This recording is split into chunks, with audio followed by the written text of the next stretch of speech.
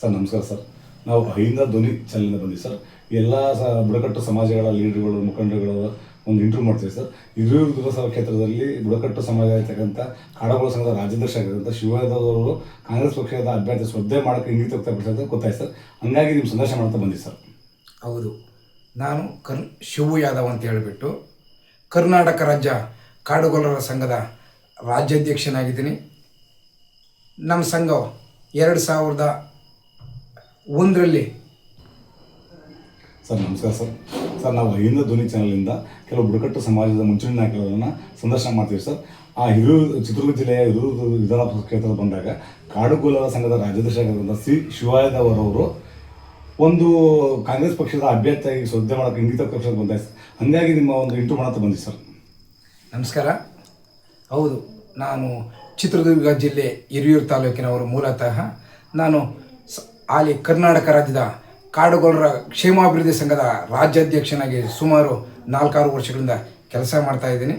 ಇದಕ್ಕಿಂತ ಮುಂಚೆ ಕರ್ನಾಟಕ ರಾಜ್ಯ ಕಾಡುಗೊಲ್ಲರ ಕ್ಷೇಮಾಭಿವೃದ್ಧಿ ಸಂಘದ ಪ್ರಧಾನ ಕಾರ್ಯದರ್ಶಿಯಾಗಿ ಕೆಲಸ ಮಾಡಿದ್ದೆ.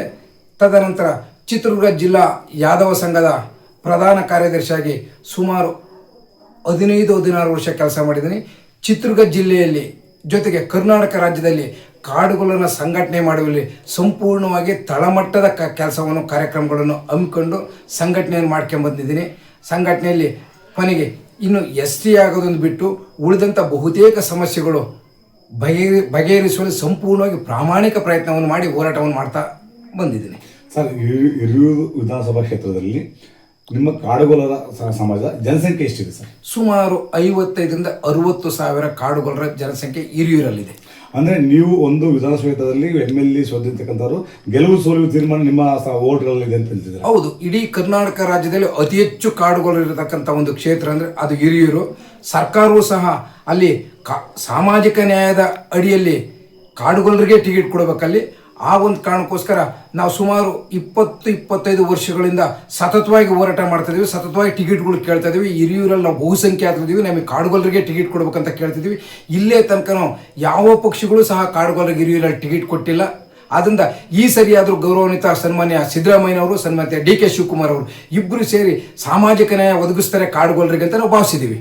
ಸರ್, ಕಾಡುಗೊಲ್ಲರ ಒಂದು ಇದರಿಂದ ನೀವು ಮುಂಚೂಣಿ ನಾಯಕರಿಂದ ಮತ್ತು ರಾಜ್ಯಾಧ್ಯಕ್ಷರಿಂದ ನಿಮ್ಮ ಒಂದು ಕೊಡುಗೆ ಕಾಂಗ್ರೆಸ್ ಪಕ್ಷಕ್ಕೆ ಏನಿದೆ ಸರ್ ನಿಮ್ಮ ಸಮಾಜದಿಂದ? ನಮ್ಮ ಸಮಾಜದ ಹಿರಿಯೂರು ತಾಲೂಕಲ್ಲಿ ಕಾಡುಗೊಲ್ಲರು ಸಂಪೂರ್ಣವಾಗಿ KH ರಂಗನಾಥ್ ಅವರ ಬೆಂಬಲಿಗರಾಗಿದ್ದರು. ಸಂಪೂರ್ಣವಾಗಿ ಹಿರಿಯೂರು ತಾಲೂಕಿನ ಸಂಪೂರ್ಣ ಕಾಡುಗೊಲ್ಲರು KH ರಂಗನಾಥ್ ಕಾಂಗ್ರೆಸ್ ಜೊತೆಗಿನ ಗುರುತಿಸ್ಕೊಂಡ್ಬಂದಿದ್ದು. ಬರ್ತಾ ಬರ್ತಾ ಬರ್ತಾ ಇತ್ತೀಚಿನ ದಿನಗಳಲ್ಲಿ ಏನು ಆಡಳಿತಕ್ಕೆ ಬಂದಂಥ ಸರ್ಕಾರಗಳು ಕಾಡುಗೊಲ್ಲರನ್ನ ಸ್ವಲ್ಪ ಕಡೆಗಣಿಸಿಂದ ಒಂದು ಅಲ್ಪ ಸ್ವಲ್ಪ 10-20% ಬೇರೆ ಬೇರೆ ಪಕ್ಷಗಳಿಗೆ ಹೋಗೋಂಥ ವ್ಯವಸ್ಥೆ ಆಯಿತು. ಕಳೆದ ಚುನಾವಣೆಯಲ್ಲಿ ಬಹುತೇಕವಾಗಿ ಸುಮಾರು 30-40% ಕಾಡುಗೊಲ್ಲರು ಬೇರೆ ಪಕ್ಷಗಳಿಗೆ ಹೋದರು.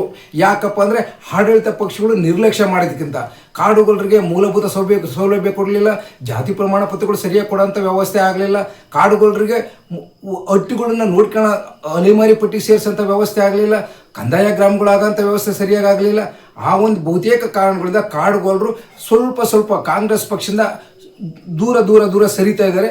ಅದನ್ನೆಲ್ಲ ಸರಿ ಮಾಡ್ಕೋಬೇಕು ಅಂದರೆ ಕಾಂಗ್ರೆಸ್ ಪಕ್ಷದ ಹಿರಿಯ ನಾಯಕರು ಈ ಸಾರಿನ ಕಾಡುಗೊಲ್ಲರಿಗೆ ಬಹುತೇಕವಾಗಿ ಹಿರಿಯೂರಲ್ಲಿ ಟಿಕೆಟ್ ಕೊಟ್ಟರು ಮಾತ್ರ ಕಾಡುಗೊಲ್ಲರಲ್ಲ, ಇಡೀ ರಾಜ್ಯದ ಕಾಡುಗೊಲ್ಲರು ಒಗ್ಗಟ್ಟಿನಿಂದ ಬಂದು ಒಂದಾಗಿ ಕಾಡುಗೊಲ್ಲರನ್ನ ಗೆಲ್ಲಿಸೋಂಥ ಪ್ರಾಮಾಣಿಕ ಪ್ರಯತ್ನ ಮಾಡ್ತಾರೆ. ಜೊತೆ ಕಾಂಗ್ರೆಸ್ ಜೊತೆಗಿರುವಂಥ ಪ್ರಯತ್ನವೂ ಆಗುತ್ತೆ. ಸರ್, ನೀವು ಕಾಡುಗೊಲ್ಲರ ಸಂಘದ ರಾಜ್ಯಾಧ್ಯಕ್ಷ ಆಗಿರೋದ್ರಿಂದ ಮತ್ತು ಹಲವಾರು ವರ್ಷ ಕಾಲ ಕಾಡುಗೊಲ್ಲರ ಸಂಘದ ಕ್ಷೇಮ ಅಭಿವೃದ್ಧಿ ಕೆಲಸ ಮಾಡೋದ್ರಿಂದ ನಿಮ್ಮ ಕೊಡುಗೆ ನಿಮ್ಮ ಸಮಾಜದ ಕಾಡುಗೊಲ್ಲರ ಸಂಘಕ್ಕೆ ನಿಮ್ಮ ಸಮುದಾಯಕ್ಕೆ ಏನಿದೆ ಸರ್?